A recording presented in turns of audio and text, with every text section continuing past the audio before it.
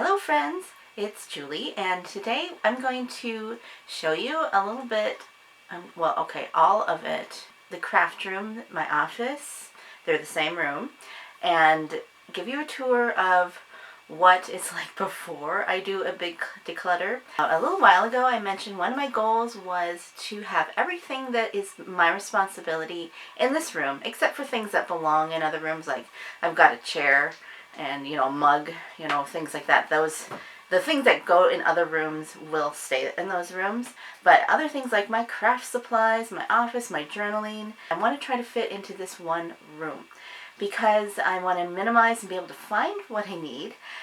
There's so many times where I can't find it, and then I end up double buying. I don't know if that's something you guys have experienced, but I have.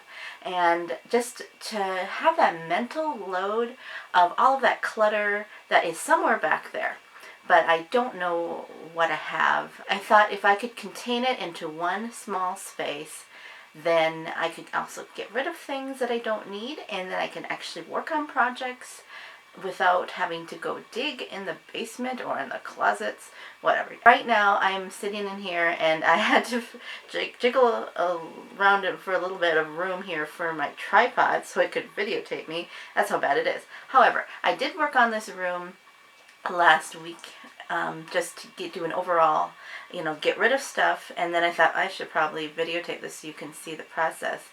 And then I empty my closet, and now it looks like a mess again.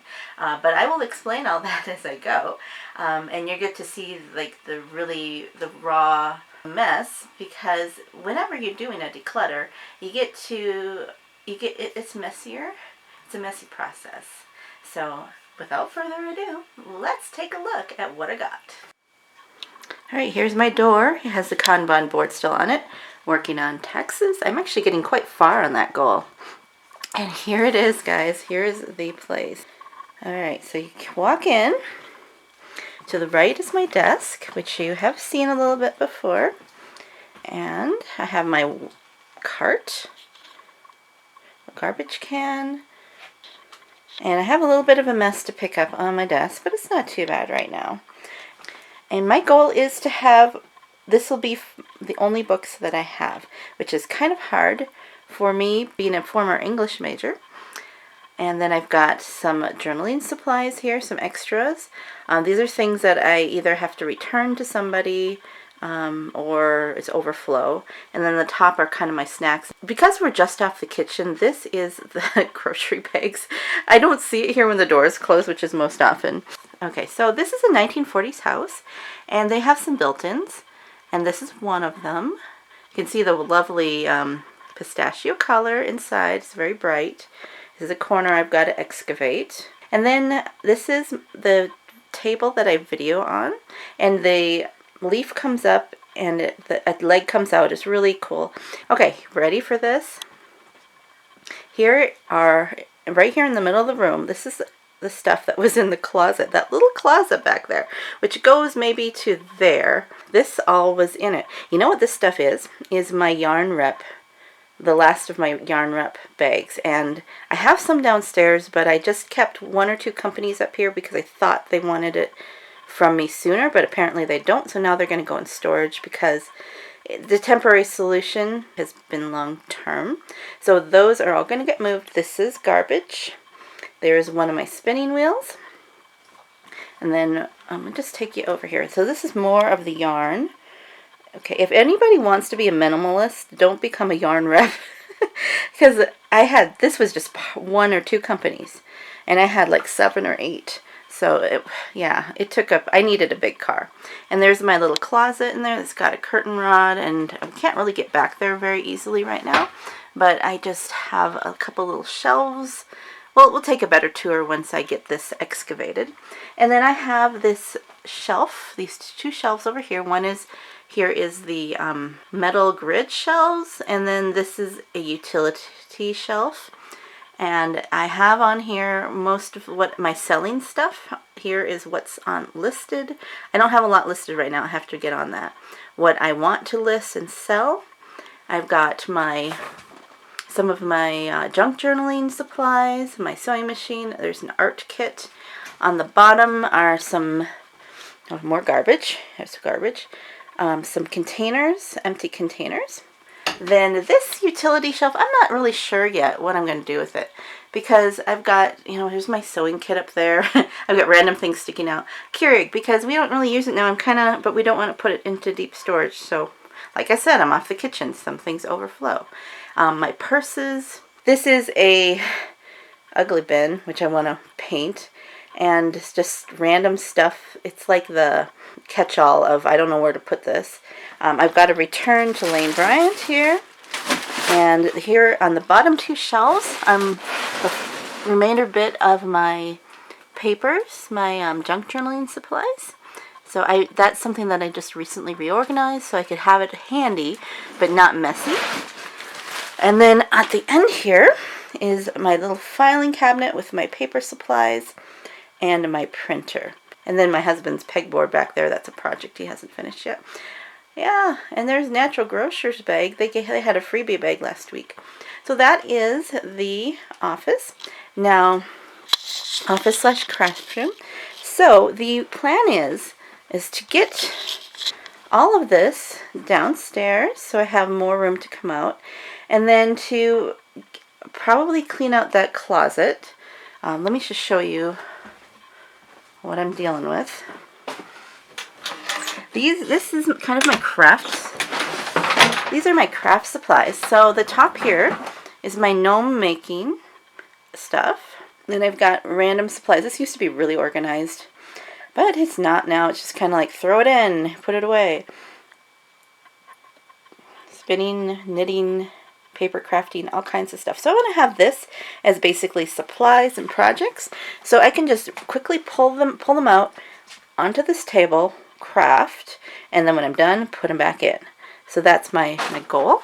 And this used to be my eBay shelf or my selling shelf, but it's been a catch-all, and that stuff has been there for over a year, and I haven't listed it. I've got packaging supplies, some random things, and then the top shelf is just kind of a catch-all storage. It's kind of my husband's stuff, but I'm not going to show you too much of that because he's more of a private person. You probably won't see him on this channel much.